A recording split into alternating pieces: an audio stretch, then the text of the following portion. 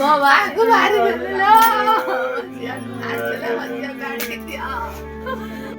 4 दिन हम मो भौणी चली जाइए मो बापा भौणी राति उठिक कुआडे पलाउछन्ति कहउछन्ति मो झियो मते डाकुछि बोली। गर्भवती महिला को हत्या घटना रे सासु ससुर स्वामी गिरफ। धर्मशाला थाना अंतर्गत पटुनिया पंचायत शंख ग्राम रे गत 3 तारिख रे जणे 5 मासर गर्भवती महिला को शाशुघर लोक मारी देथिबा धर्मशाला थाना रे अभियोग होइतिला। झियर बाप घर लोकंक अभियोग आधार रे पुलिस तदंत करी शाशुघर लोक को बांधिछि। सूचना मुताबक शाशुघर लोक तांको सह झगड़ा करुथबा झियो मानसी बाप घर को फोन करी जणाइथिला। ताको गोटिए घरे पुराई रखा जाइछि बुली मध्य जणाइथिला। अपराह्न रे झियो मरी जाइछि बुली पड़िसा लोक फोन करी कहिथिले। बाप घर लोक पहुंची झियो मरी पड़िथिबा देखिबाकू पाइथिले। एहाकू नै मानसीको बापा चक्रधर धर्मशाला थाना रे अभियोग करिथिले।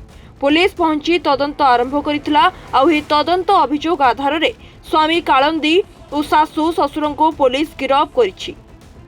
आज्ञा नमस्कार, मु मानसी दळीर सान भौणी।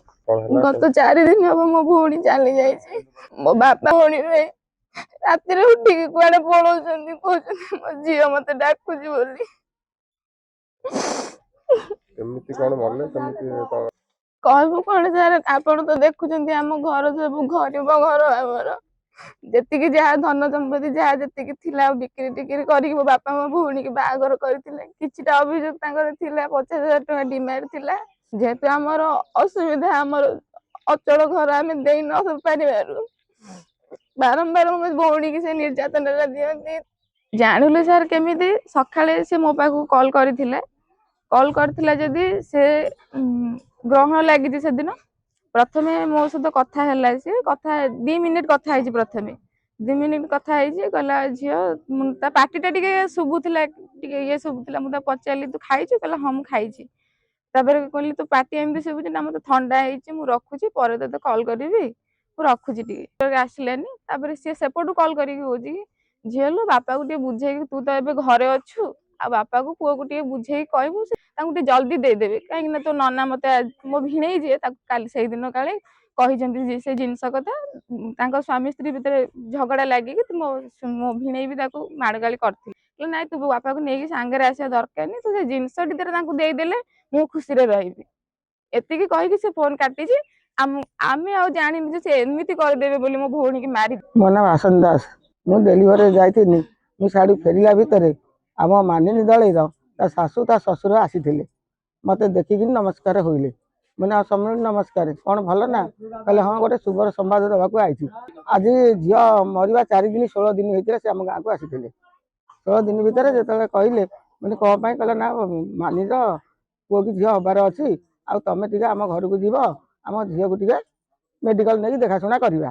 ता भितर आम 16 तारिख आम कथबार्ता हो 4 दिन झील केमी मला तापर ये खबर ना अंतर ना मैंने आम साथ कथा होता झीलटा कौन एमती मारिदेले कथा शुणिक आम मन दुखित करके रहीनु। झीर से झी बहुत थर से शाशुघर छाड़ती नहीं। से झी जो दिन थे अधे आसे भल मंदर आसे घंटाक आसे सी आम आगे कहे कि दे एमती से पुओ भल पाऊँ मत मारधर करुच्ची मु भयर मो बापा माँ को कहूनी मत यौतुक एति दे पारि ना बोलिकी मत नारी जंतरा दौरान झील कही जो आसी आम घर को जिते भल मंदर आसे थरे 2 थर से घंटे रखे दियंती नहीं से फोन करे मत कथा कहे। एबे चाहूची से सासू से ससुर से स्वामी की कारादंड रे दंडित हो फांसी खुंटे झुलू। धर्मशाला गगन बिहारी दास रिपोर्ट रिपोर्टर्स टुडे।